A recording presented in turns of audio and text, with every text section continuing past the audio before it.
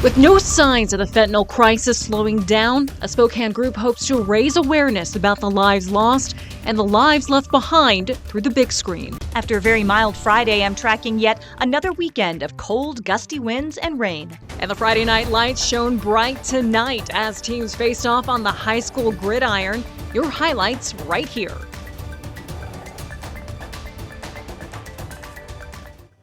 Thanks for wrapping up your Friday night here with us on KREM 2 News. I'm Cody Proctor. We're in weather impact alert mode tonight. The wind swept into the inland northwest this evening, and it's not the only thing that we're tracking at this hour. With so much to watch out for tonight, we start off with meteorologist Michelle Boss.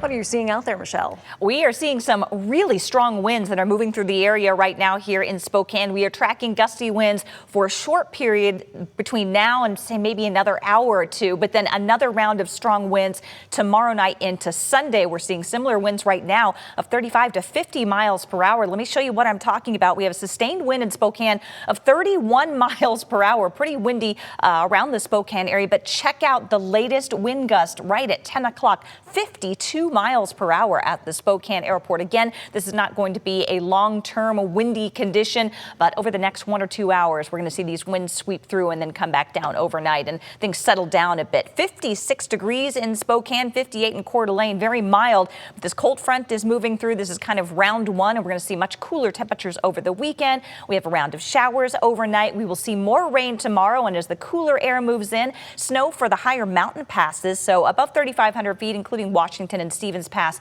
Some moderate snow to deal with Saturday and Sunday. Short-term forecast, a little bit of rain moving through. We'll start off dry on Saturday, but more wind and rain moving in for the afternoon and evening. Showers on Sunday, and then it looks like we'll get a break on Monday, but not a very warm day with highs only in the upper 40s.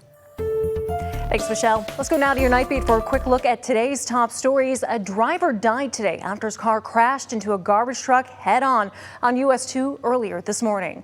The Washington State Patrol says it happened around 11 this morning just east of Reardan. That crash blocked the highway for about an hour. Troopers say the car struck the garbage truck head-on while trying to pass. The crash caused both vehicles to go up in flames.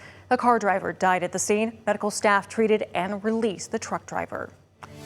The Washington State Department of Health says it secured funding to keep WIC benefits running through mid to late November. But if federal funding is not restored, it won't be able to issue SNAP food benefits after October 31st. Senators Patty Murray and Maria Cantwell stated in part, quote, "We were deeply disturbed to hear that the USDA has instructed states to stop processing SNAP benefits for November, and we're surprised by your recent comments that the program will run out of money in 2 weeks. In fact, the USDA has several tools available which would enable SNAP benefits to be paid through or close to the end of November," end quote. The USDA's SNAP program provides food assistance to 40 million low-income people across the country. And new tonight, the Spokane City Council plans to introduce a new obstruction and unauthorized camping ordinance next week. The ordinance, called Safe and Accessible Spaces, it would increase consequences for repeat violators. The legislation would also make camping an obstruction to all public property, including entrances and exits to private property, illegal. Officers would emphasize protecting waterways and of publicly owned trees, prevent illegal fires or litter, and enforce misuse issues in transit facilities. Finally, the ordinance now clarifies officers have the discretion to enforce any violation. The City Council plans to introduce the new ordinance at Monday's Public Safety and Community Health Committee meeting. And that is it for your Night Beat tonight. For more on any of these stories, go to our website. That's KREM.com. Also new tonight, the fentanyl crisis shows no signs of slowing down. According to state health data, more than 2,200 people died last year from synthetic opioid overdoses in Washington state. As KREM 2's Connor McAvoy reports tonight, a documentary screening here in Spokane hopes to raise awareness of the use of fentanyl and the stories of the lives lost and left behind. Tracy Richmond's seen the struggle of addiction firsthand. Her younger sister, Kristen, died of a fentanyl poisoning 4 years ago after a decade-long substance abuse battle, an experience Richmond says stays fresh on her mind. I can relive it every day in my head, and just how vivid it was calling the medical examiner's office, tracking her down, identifying her by her tattoos, and then having to go up and tell my parents. Richmond says she later found comfort in her grief for Kristen through learning about the Spokane Alliance for Fentanyl Education, or SAFE, It's an alliance made up of Spokane area community leaders whose mission is raising awareness of the impacts of fentanyl. SAFE also helped Destiny Starton after her stepfather, Andrew, died from a fentanyl overdose this year. I didn't realize the effects really of drug addiction and overdose until it happened to me and my family. Both Starton and Richmond want to tell their families' stories, and on Tuesday, SAFE's holding an event at the Fox Theater to help them do just that. This is fentanyl. This is your brain on fentanyl.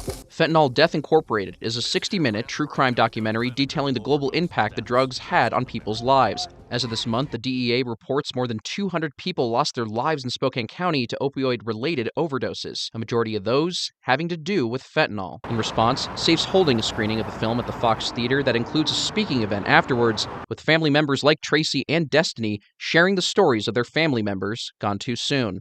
I was really feeling like I wanted to do something to make a difference so that I could honor Kristen in her death in a way that I was not able to during her life. For Richmond, she's happy bringing attention to the topic. Despite her fear of public speaking, Starton says her family's support gave her the assurance she needed. And I was like, okay, that gives me more comfort, obviously. And so I was like, yeah, I want to do that. I don't want my dad's story to go unheard. Both hope anyone going to the screening and discussion learn more about the impacts the drug has had on families. There's such a stigma attached to people who are dealing with any kind of addiction at any level, and they are people too. And I just want people to realize how it affects not only like families, but the people around you. Anyone interested in attending the event can come to the Fox Theater Tuesday night. Doors open at 4:45, the event starting at 5:30. Tickets are available on the Fox Theater's website. Connor McAvoy, KREM 2 News. Connor, thank you so much. And coming up, another twist in Tyon Grant Foster's eligibility case against the NCAA. The latest courtroom details. And later, dropping temperatures means one thing for many of us. The Spokane ski swap's back. Find out how to score some new gear coming up in 6 minutes.